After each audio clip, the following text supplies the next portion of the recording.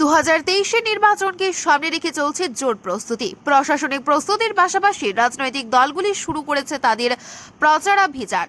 তবে অন্যান্য রাজনৈতিক দলগুলি কি পেছনে ফেলে প্রচারের ময়দানে এগিয়ে রয়েছে বিজেপি। রবিবার বিধানসভা নির্বাচনের প্রচারে দেওয়াল লিখন শুরু করে দিল বিজেপি কর্মীরা। এদিন 18 নং ওয়ার্ডের কর্পোরেটর অভিষেক দত্ত দুর্গা চৌমুহনী এলাকায় শুরু করেন দেওয়াল লিখন। বিজেপি কর্মীদের সঙ্গে নিয়ে ওয়ার্ডের বিভিন্ন স্থানে দেওয়াল লিখনে হাত লাগান তিনি।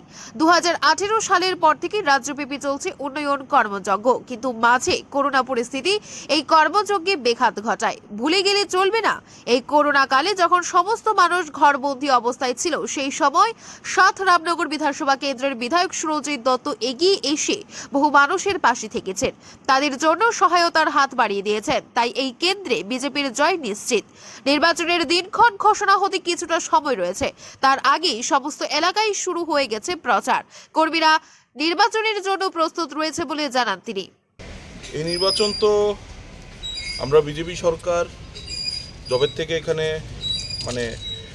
আমরা জবের থেকে এসছি 18 সালের পরের থেকে তবে থেকে শুধু উন্নয়ন আর উন্নয়নই হচ্ছে। এর মধ্যে আমাদের মনে রাখতে হবে যে করোনা কাল গেছে, করোনা কালে 2 বছর প্রায় গেছে গিয়ে। এর মধ্যে আমাদের ইলেকশন ছিল অনেক, বাইপোল, এই আমাদের লোকসভা ইলেকশন, এবং এটা ভুলে যাওয়া ঠিক হবে না। আমাদের যেই এলাকাতে আমরা আছি 7 রামনগর, ওই এলাকার বিধায়ক এই করোনাকালে যেই সব পরিস্থিতিতে মানুষ ঘরের ভেতরে ছিল, উনি ঘরের বাইরে এসে মানুষকে সাহায্য করেছে। তো আমাদের মনে হয় না রামনগর এলাকাতে কোনো কষ্টের কিছু ব্যাপার আছে বা কোনো চিন্তার ব্যাপার আছে।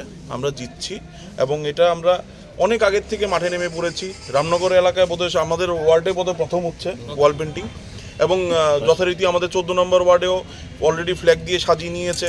সবাই সবার মতো রেডি হয়ে যাচ্ছে গিয়ে।